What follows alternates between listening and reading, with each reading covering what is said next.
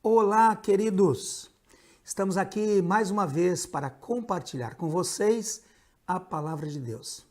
Que esse tempo seja de muita qualidade e o Espírito Santo possa nos alimentar com a palavra que sai da boca do Senhor, o nosso Deus. Vamos à leitura do texto bíblico, Provérbios, capítulo 3, versículos do 1 ao 4. Filho meu, não te esqueças dos meus ensinos, e o teu coração guarde os meus mandamentos, porque eles aumentarão os teus dias e te acrescentarão anos de vida e paz. Não desamparem a benignidade e a fidelidade, ata-as ao pescoço, escreve-as na tábua do teu coração, e acharás graça e boa compreensão diante de Deus e dos homens.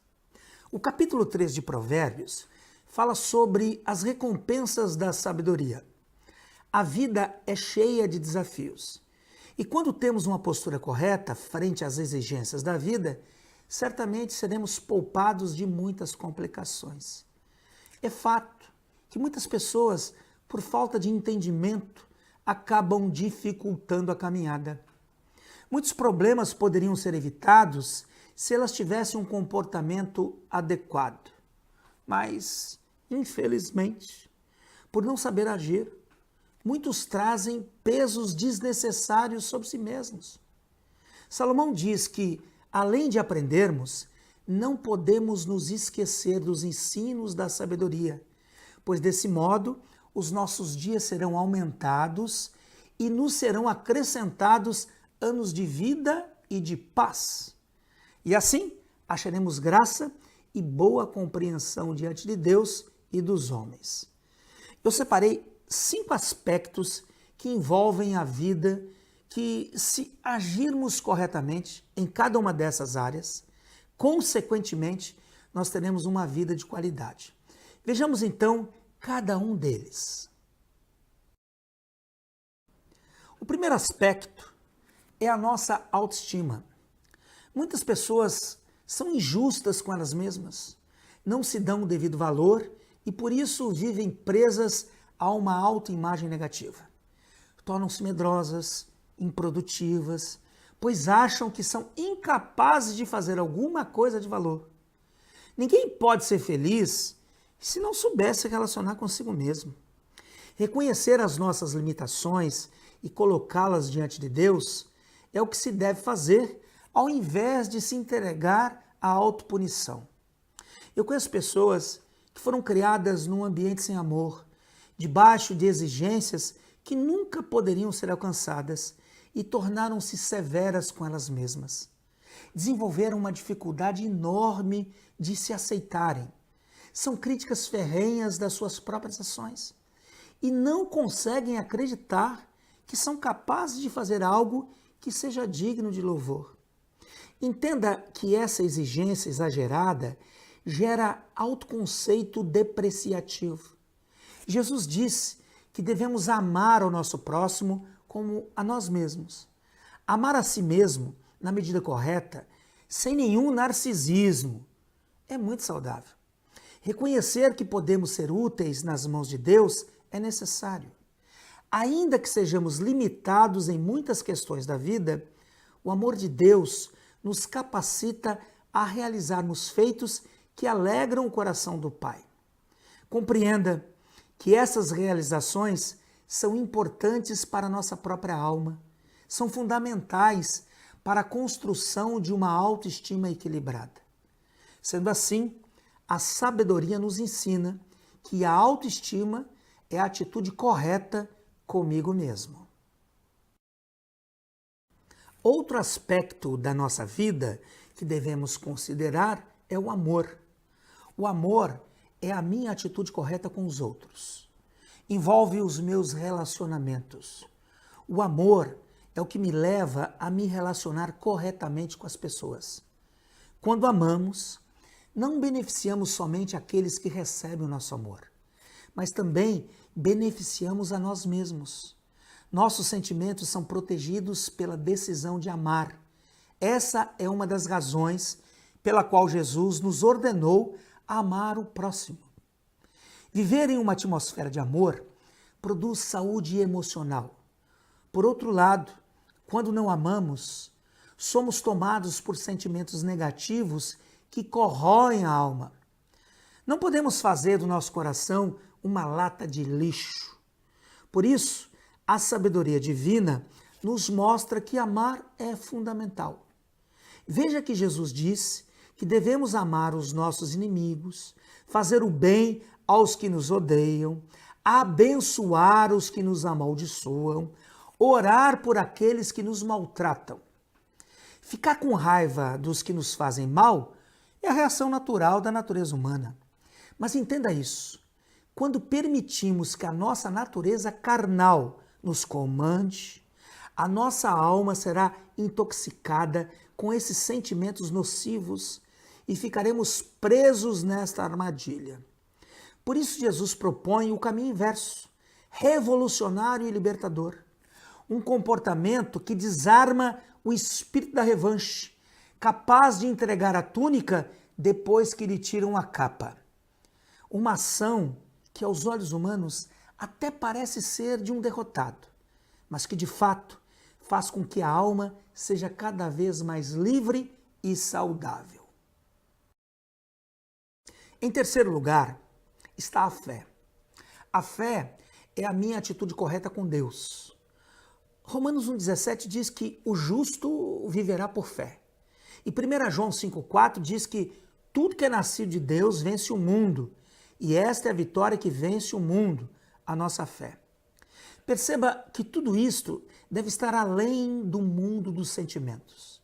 Não podemos andar pelo que sentimos, mas pela promessa de Deus, por aquilo que Ele já nos deu por escrito, que está revelado na sua imutável palavra. Por isso Paulo nos ensina a não atentarmos para as coisas que se veem, mas que se não veem, porque as que se veem são temporais, e as que se não veem são eternas. Hebreus 11,6 afirma que sem fé é impossível agradar a Deus. Eu não sei como que você se sente quando alguém duvida da sua palavra. Quando contamos o que sabemos ser verdade e as pessoas duvidam. No que diz respeito a mim, eu não gosto nem um pouco. Quando a minha palavra é colocada em dúvida, eu não gosto nem um pouco. Pois então, quantas vezes a nossa atitude em relação à palavra de Deus se torna desagradável?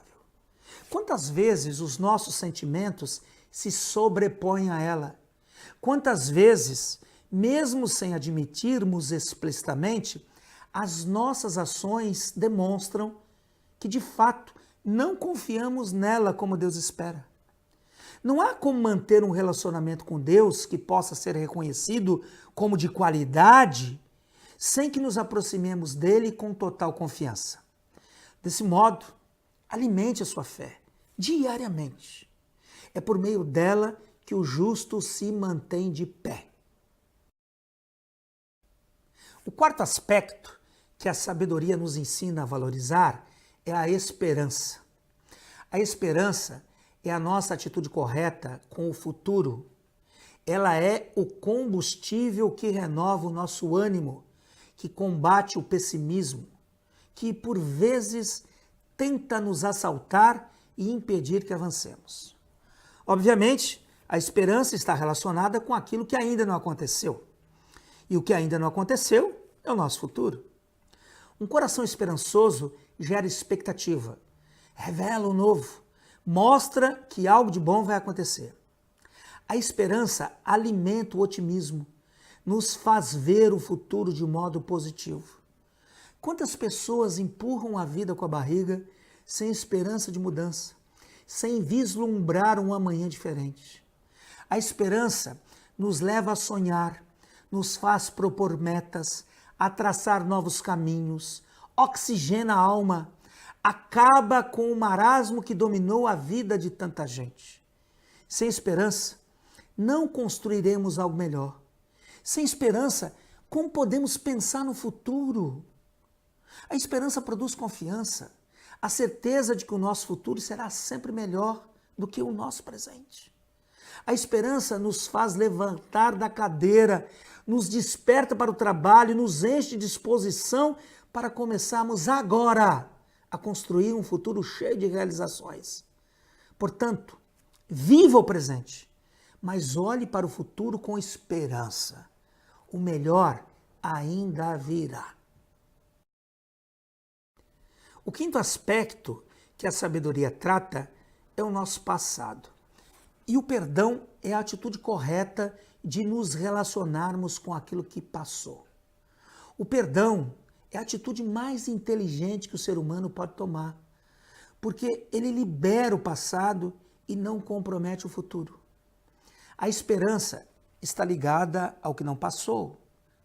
Obviamente, o perdão está relacionado àquilo que já aconteceu. Diz respeito às feridas que nos fizeram, aos abusos que sofremos, às mágoas que foram produzidas por palavras duras, às traições e tantos outros dissabores que resultam dos relacionamentos que cultivamos. Pedir perdão e conceder perdão são ações libertadoras. Se não formos sábios, o nosso passado pode nos prender. Infelizmente, são muitos os que vivem em função do que já passou, mas que tolamente é alimentado todos os dias, não permitindo que o novo de Deus aconteça. Esta é a razão pela qual afirmamos que a nossa atitude correta com o nosso passado é o perdão. Quando assim agimos, estamos nos desembaraçando das coisas que ficaram para trás e liberando o nosso presente e, ao mesmo tempo, projetando um futuro que será vivido em liberdade. Portanto, não fique endividado emocionalmente, zere a conta, olhe para frente, creia que a alegria do que será é muito maior do que a tristeza do que já foi. Para concluirmos esse ponto, eu quero compartilhar o que Deus nos diz por intermédio do profeta Isaías, do capítulo 43, verso 18. Não vos lembreis das coisas passadas, nem considereis as antigas. Eis que faço uma coisa nova, agora sairá à luz. Porventura não a percebeis? Bem, para finalizarmos, reconhecemos que a sabedoria de Deus está à nossa disposição. Se lançarmos mão dela, se ela estiver gravada nas tábuas do nosso coração, certamente viveremos a vida abundante prometida por Ele. Em todas as direções, o Pai amoroso sempre terá uma instrução que nos conduzirá ao êxito. O que Ele espera dos seus filhos é que todos considerem o seu ensino, não se estribem no próprio entendimento e vivam sempre na saudável dependência do Senhor. Pense nisso. No amor de Jesus, Laerte Cardoso.